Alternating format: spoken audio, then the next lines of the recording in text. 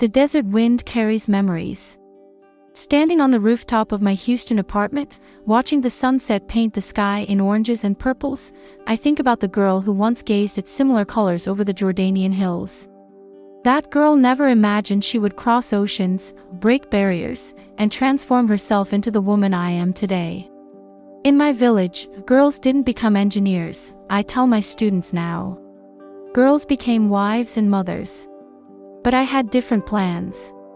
My name is Mariam. I was born 55 years ago in a rural town outside Amman, Jordan, where electricity was inconsistent and education for women was considered optional. My father worked as a mechanic, fixing engines with his rough hands while dreaming of bigger things for his children. My mother, who never finished school, would secretly teach herself to read by the light of oil lamps. Those lamps fascinated me. I'd watch the flame dance and wonder what made it burn. Why did some fuels last longer? How did energy work? These questions burned brighter than any lamp. When I announced my intention to study engineering, my uncles laughed. My aunties whispered prayers, thinking I'd been possessed by ambitious jinn. Only my parents remained silent, their eyes meeting across the dinner table in a secret language I'd come to understand later. That night, my father came to my room. Why engineering, Mariam? Because I want to understand how things work, I said. I want to build things that last. He nodded slowly. Then you must go where this dream can grow. 3 months later, I was on a plane to Houston with $3,200 saved by my family, a scholarship letter, and a heart beating with equal parts terror and excitement. Houston in the late 1980s hit me like a sandstorm. The heat felt oddly familiar, but everything else was alien: the endless highways, the towering buildings, the way people rushed without looking at each other. My accent was thick enough to cut with a knife. My clothes marked me as an outsider. My first apartment was a tiny room shared with 2 other international students. The rent took $450 of my monthly stipend, leaving me with barely enough for food and books. I learned to live on rice, lentils, and tea. Sleep became a luxury between classes and my job at the university library. Engineering classes tested me beyond academics. I was one of 3 women in a class of 60. One professor never called on me during the first semester, as if I were invisible. Male classmates would explain concepts I already understood, speaking slowly as if translating advanced mathematics into simpler language for my benefit. "They expect you to quit," said Fatima, another international student who became my friend. "They're waiting for it. Don't give them the satisfaction." I didn't quit. When a group project came up related to oil drilling efficiency, I stayed up 3 nights straight analyzing pressure variables that nobody else had considered. When I presented my findings, the room went quiet. The professor adjusted his glasses, cleared his throat, and simply said, "This changes our approach entirely." My calculations saved the theoretical drilling operation $12.2 million. That project caught the attention of Horizon Energy, a mid-sized oil company looking for fresh talent. They offered me an internship that paid $15 per hour, a fortune to me then. I called my parents from a pay phone outside my apartment building.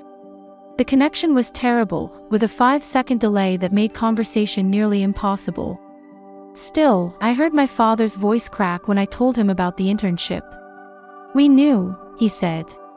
"Your mother and I always knew." The internship became a job offer upon graduation.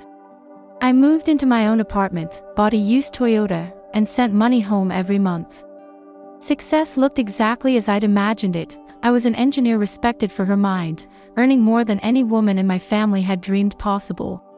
Then came the oil price crash of $199,091. Projects froze. Layoffs swept through companies like desert winds. I survived 3 rounds of cuts, but the 4th caught me. My supervisor, a Texan with a handlebar mustache who'd become an unexpected mentor, called me into his office. "Mariam, this isn't about your work. Your work is outstanding," he said, sliding the separation papers across his desk. "This is about the bottom line." I nodded, numb. 10,000 miles from home with 3 months of savings and a work visa tied to my now vanished job. That night, I sat on my apartment floor surrounded by engineering journals and technical papers I'd collected. Outside, the Houston skyline glittered indifferently.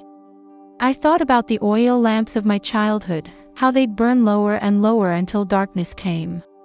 Is this how my story ends? I asked the empty room. Returned to Jordan defeated. The next morning, I noticed an article about something called renewable energy in one of my journals. The concept wasn't new, but the scale being discussed was revolutionary. Solar panels that could power entire communities. Wind farms generating electricity without consuming finite resources.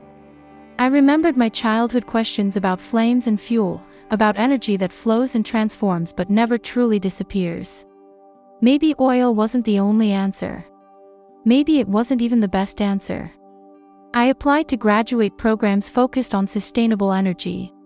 Rice University accepted me with a research assistantship that allowed me to maintain my visa. I lived on campus, ate at the student cafeteria, and poured myself into studying solar efficiency and energy storage systems. My dissertation caught the attention of an energy think tank. They hired me to develop practical applications for theoretical renewable technologies. I spent the next 15 years building prototype solar systems optimized for different climates, traveling to installation sites across America and back to the Middle East. In Jordan, I helped install solar panels in villages similar to my hometown.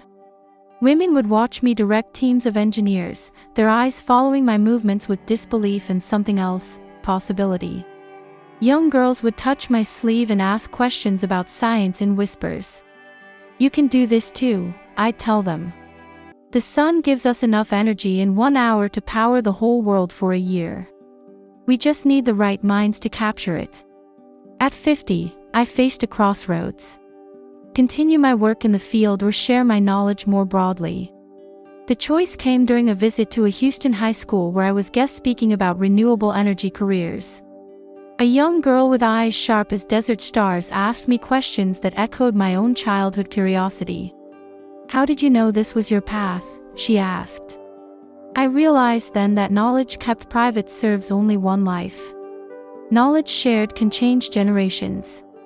I accepted a teaching position at the University of Houston's Energy Department. Now I split my time between teaching engineering students and developing community solar projects for underserved neighborhoods. My classroom becomes a place where theories transform into solutions, where students from around the world bring perspectives as diverse as the energy challenges we face. My apartment walls display photographs mapping my journey, my parents standing proudly beside me at graduation, my first solar installation team in Arizona, Jordanian village children playing beneath newly installed solar panels that power their school.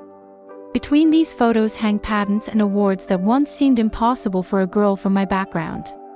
Last year, I returned to my hometown in Jordan to help implement a microgrid system powered by solar energy. The village that once relied on inconsistent electricity now generates its own power. Girls study after sunset under steady lights, no longer dependent on oil lamps. An old woman approached me there. Her face mapped with wrinkles, she took my hands in hers. When you left, people said you were chasing foolish dreams, she told me in Arabic. Now look, you've brought the sun down to light our homes. I'm 55 now. The journey from that curious girl in Jordan to Professor Al-Hadib in Houston spans more than miles and years. It crossed barriers of gender, culture, and expectation. The path wasn't straight or smooth. It twisted through financial struggles, professional setbacks, and moments of crushing doubt. What keeps me going? The faces of my students lighting up when they grasp a concept. The communities transformed by accessible clean energy. The letters from young women in Jordan who write, "Because of you, I believe I can." The world faces energy challenges greater than any one person can solve. But I know this, solutions emerge when we allow ourselves to question.